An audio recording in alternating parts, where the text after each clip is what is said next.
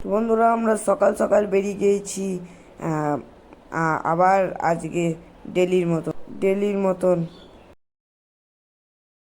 তো বন্ধুরা আমরা দর্শন করে চলে এসেছি সত্যনারায়ণ মন্দির।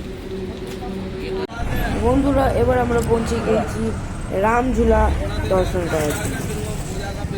আপনারাও আমাদের সাথে দর্শন করুন আর দেখুন রামঝুলা।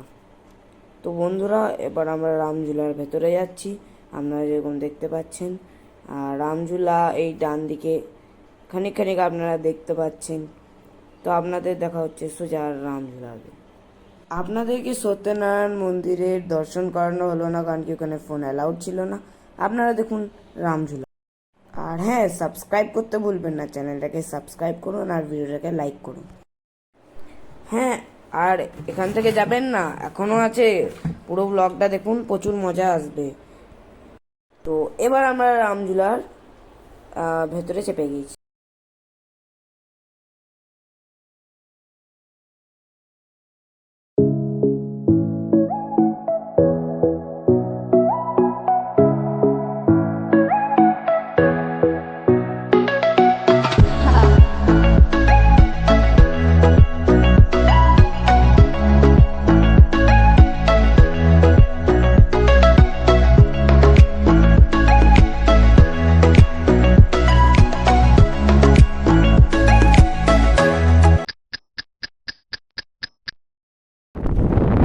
আমরা এখন চলে এসেছি রামঝুলার শেষ প্রান্তে।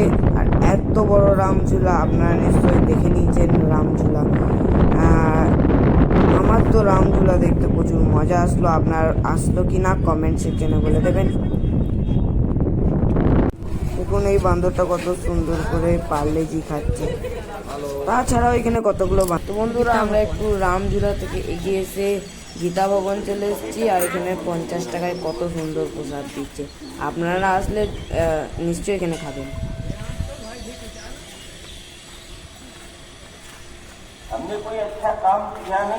বন্ধুরা আমরা গীতা ভবনে লাঞ্চ করে এখন চলে এলাম জানকী ঝুলা দর্শন করতে। আপনারাও দেখুন জানকী ঝুলা। আর এখানে একটা গরু হয়েছে, এটাও দেখে নিন। তো আপনারা এখানে দেখতে পাচ্ছেন এটা হচ্ছে জানকী ঝুলা। আপনারা যদি হরিদ্বার আসেন তাহলে জানকী ঝুলা নিশ্চয়ই দেখবেন। আর রামঝুলা দেখতে ভুলবেনই না। তো বন্ধুরা আপনারা এখন জানকী ঝুলাকে ভালো করে দেখুন, আমরাও দেখি, আপনারাও দেখুন জানকী ঝুলাকে। আর হ্যাঁ, একটা জিনিস তো আমি ভুলেই যাচ্ছিলাম, কি গীতা ভবন নিশ্চয়ই দেখবেন।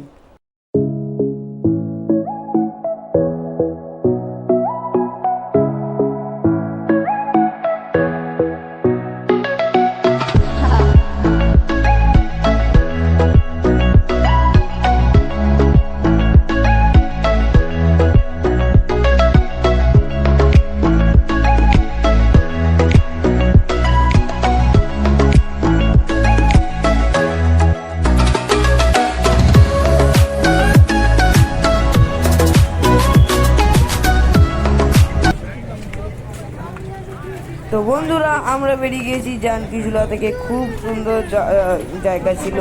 আর ওখান থেকে যেই বাইরের দৃশ্যগুলো ছিল খুবই ভালো ছিল, আপনারা নিশ্চয়ই দেখে নিয়েছেন। আর এখন আমরা দিচ্ছি রওনা হোটেলের দিকে, আপনারাও দেখুন। আর যাওয়ার পথে খাবার দাবার আমাদের